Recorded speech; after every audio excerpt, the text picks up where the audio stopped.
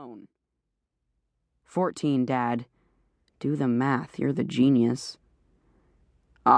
Nevertheless, I believe the minimum age stated was 16. Wait a minute. If I couldn't stay by myself, that meant he was taking me with him. Dad, we're going to Romania, a trip just like Sasha and his parents? Sweet, why didn't you say? No unsupervised minors allowed. I felt the chunks of chocolate melting in my hand. I can take care of myself. Shoot, I'd been taking care of myself and him for years. Dad shook his head. Obviously, I will not be able to supervise you there. I dropped the Snickers wrappers. Dad, you don't supervise me here either. Hadn't he ever noticed that? He paused, and I thought I had him, but all he did was put on his jacket. I've contacted the aunt and uncle whom I visited in rural Pennsylvania every summer as a boy. You'll be staying with them. Rural Pennsylvania? Wasn't that where the groundhog lived? And if he saw his shadow, it was 6 more weeks of doom? This was even worse than Sasha's upcoming vacation. Wait a minute. Sasha. Hey, Dad, if you're going to send me away somewhere, can I go backpacking with Sasha's family? They've always said I could go with them whenever I want. And boy, did I want. The Canadian Rockies for the entire summer with no cell phones, iPods, or laptops, much as Sasha and I had cursed up and down about it, sounded like nirvana compared to Groundhogsville with some old relatives I had never met. Dad pushed his fingertips together and flexed his fingers, gazing at them like he'd created some engineering puzzle. Sasha's father informed me it was a family bonding trip. Mr. Nambudri had only said that to give Dad a clue that maybe our family could use a little bonding. Of course, Dad didn't pick up on the hint. I'm practically like family to them. Dad shook his head. And your school touchy-feely person, counselor, Dad, Mr. McMillan.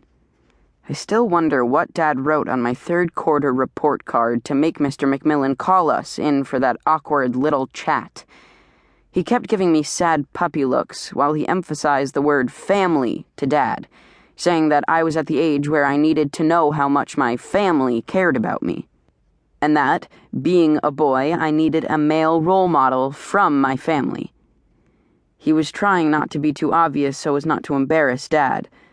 The truth is, you have to be really direct with Dad or he doesn't get it, like sending me to live with complete strangers. I stared at Dad. So, let me get this straight. I'm supposed to go stay with people who technically are family, but I've never actually met. He nodded. And what exactly am I supposed to do there for 6 whole weeks? He gave me a small, tentative smile, as if to say there's hope for this kid yet. Your great-uncle is heading a project that involves math. A lot of math. It will be of great value to you. He's building an artesian screw. Dad immediately screwed up his face, maybe to look artesian. I don't understand the logic of that because obviously a water screw is designed to force water to rise, but artesian water rises naturally. He shook his head. Still, I said that you would assist with this artesian screw project. Great. I was artisanally screwed. I believe this project will help you with your math skills. You'll learn about oblique angles, those are acute or obtuse angles, and intervals, those are arrangements of elements of a set, as well as properties of physics. This was Dad at his most excited. Math, science, engineering. I tried to look interested. I tried to look like I cared. Okay, I tried not to yawn. You may be building a water turbine. That's a device that takes the kinetic energy of a moving fluid, converting it into mechanical power, and... He stopped himself and smiled at me. Do you want to know the best part of this whole experience for you?